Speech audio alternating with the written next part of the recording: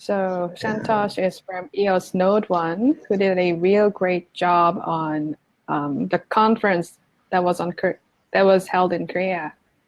Yeah, thank you. It was Yes. it was the entire team, the EOSNodeOne team, that put in a lot of effort to make that conference happen. And also thank you to the Korean BP community, as well as the worldwide support that we received from a lot of BPs. And in fact, I'll say a few words about that as well.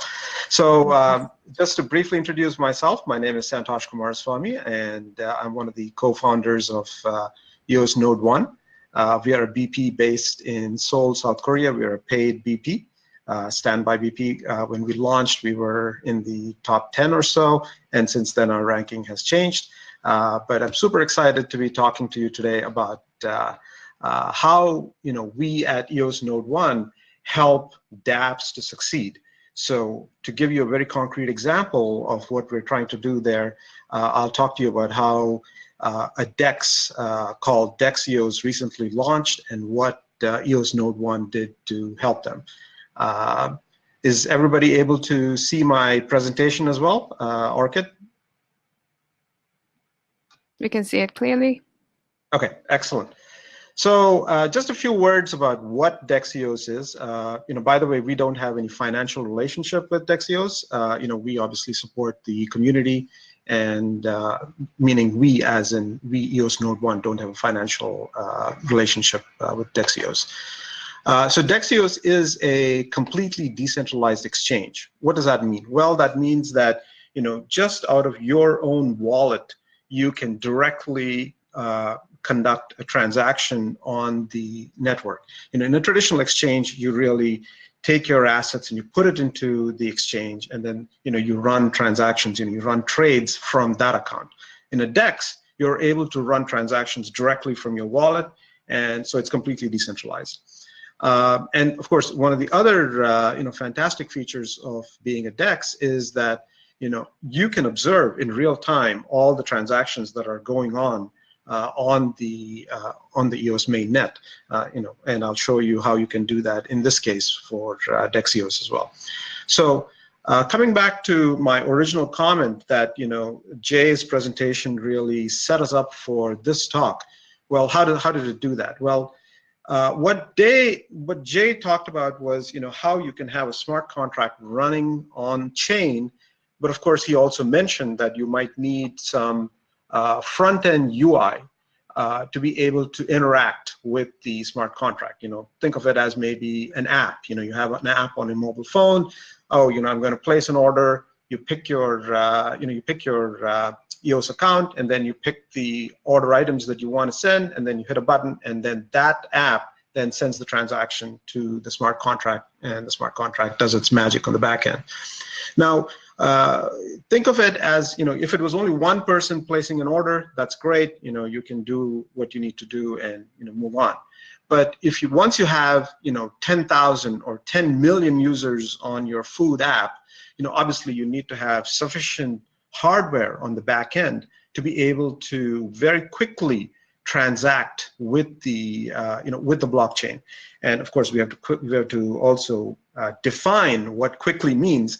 But we'll save that for later, maybe, and maybe some people will have some questions on that, and there are specific issues there as well. So, in that context, what we at EOSNodeOne are providing is the hardware and the software, that is the API nodes that are running on the back end, that enable 10 million users or 100 million users placing orders, in this case on the DEX, to be successfully sent to the blockchain and executed on the blockchain.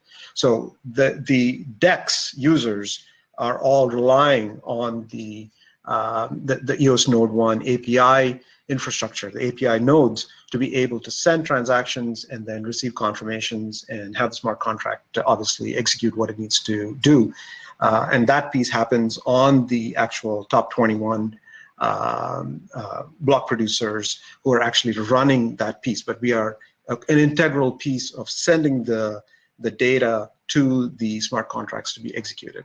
So from their perspective, that is from a DEX perspective, what they need is, scalable infrastructure, meaning, if you have 100 users now, that's great, but if you have 10 million users in a month from now, the infrastructure needs to be able to scale to provide the appropriate responsiveness to their queries and to their requests. So we need scalable infrastructure. We need it to be reliable, meaning, you can't have nodes crash. And of course, you also want low latency. And this latency is not, there are many different terms on the blockchain that we call latency. What we're trying to optimize here for is, just the latency between their end users and our node, so that there's not a lot of time. Imagine if you created a node, perhaps in the US, and your traffic will have to go all the way from Korea to the US and then come back, and that network latency itself is pretty long, forgetting about the load on the API server that introduces its own latency, and then there is the blockchain latency itself, which is a separate matter altogether. So we very quickly defined what they need. They need scalable infrastructure that needs to be reliable, and it has to have low latency, so that DEX users can actually transact on the network. So at this point, many people may not have seen how a DEX looks. So I just want to do a quick video. Hopefully that will come through when I press the play button. So what's happening right now is you're seeing the order book on the back end. You selected a scatter identity, and then you're actually placing an order for IQ. And it's as simple as the 3 steps that you saw just now. And once you do that, the interesting thing is you can actually go on chain, use any block explorer, in this case blocks.io, and you'll be able to see the DEXEOS wallet, and you'll be able to actually see the transaction that you just placed. Interestingly, this transaction, obviously, the screen capture was done when it was still not in the LIB, so irreversible is still no. But eventually, when LIB catches up, you're there, and you can take a look at that. So let me continue with the rest of the demo. And I'm just putting my mouse over the View Transactions Online link on the bottom right, just to show you that interested people can just go on to any block explorer and take a look at the DEXEOS wallet to see all the transactions that are happening live right now on chain. Okay, so we know what a DEX is at this point, and we want to go on with our presentation. So what is EOSNodeOne, and what do we do, and how we're helping them? So the rest of my talk is just based around that concept. So like I introduced, we are a block producer based in Seoul, one of the top Korean BPs, and our ranking has been changing, but we are proud of what we've been able to accomplish. We have state-of-the-art cloud and bare metal infrastructure that is able to scale, auto scale, and and of course has proven so far to be secure and stable. From our achievements perspective, we, like Orchid mentioned earlier on, we organized the EOS Community Conference 2018 and attracted almost 400 people to the conference in Seoul. This was July 19th, 20th, and 21st, and it was fantastic to see everybody live and meet everybody live, and thank you for supporting that.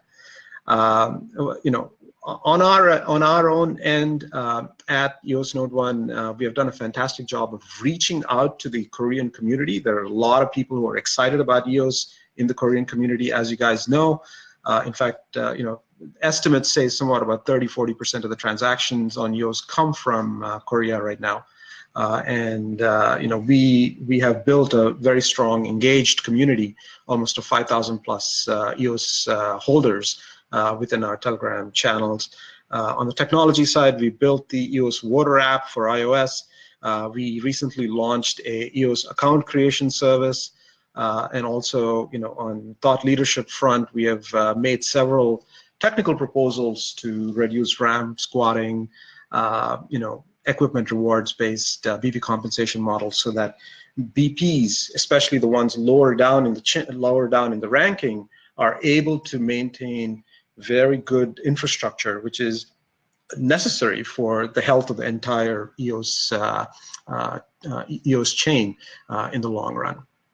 And also we have we have actually data analysts on our team, and we have been analyzing how BP rewards are working right now, how voting patterns are working, and we have received a lot of good feedback on that front. So moving on. So I mentioned the EOS Community Conference. I just want to again thank all the all the participants and all the sponsors. EOS Nation, Authority, and Crypto Alliance did a fantastic job of helping us out, along with all the others. And it's too many to read out here, but I just wanted to give everybody a sense for how big of a conference this was. This is a screenshot of the actual conference. It was great to meet everybody. People all the way from Argentina spending 48 hours on planes actually came on over. So thank you for making that happen. And of course, we also had Brock Pierce address the conference, so we're thankful for that.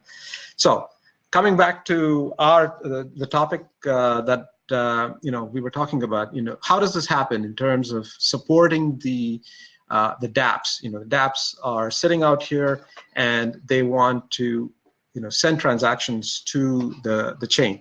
For us, what is most important is that we provide API nodes that are highly performant and scalable, and are able to record transactions onto the chain and send back responses. So we do that with an auto-scaling infrastructure. We have full nodes running upwards of 192 GB of RAM. Of course, our producer nodes are actually much more locked away. And they haven't had a chance to do anything as yet because we haven't been one of the producers, but our producer nodes feature well over 256 GB of RAM and are very sufficient for the needs for the upcoming 2 years at least. So in the DEXEOS collaboration, they were looking for latencies sub 10 milliseconds. They looked around. They chose us for launching their service, and we are very thankful for that. We did some quick checks to see what the transaction rates were when the DEX launched. It was about 3,700 transactions per second, and we are very confident that the infrastructure that we have right now will be able to handle that easily. Looking forward, though, in any DApp that comes on board, you can obviously use one of the public APIs, API servers to launch or even beta test your services. But eventually, when you reach mass adoption, you need to start thinking about your own API servers, and that's important because what you're really looking for is very good responsiveness to your end users. And in fact, this is a topic that is just today is being discussed, for scatter as well. Nathan was talking about just this fact. So at NodeOne, we are actually already talking with DEXEOS, helping them plan for their growth. So if they, as we'll see in the next slide, they're growing very fast. And as and when they hit the next 1 million users and the next 10 million users, they will want to have a lot more infra available to them, perhaps one in North America, one in Asia, and one in Australia to provide very good responsiveness to their end users, and of course also ensure reliability and all of that they need for their own needs. So this is what I was referring to earlier on.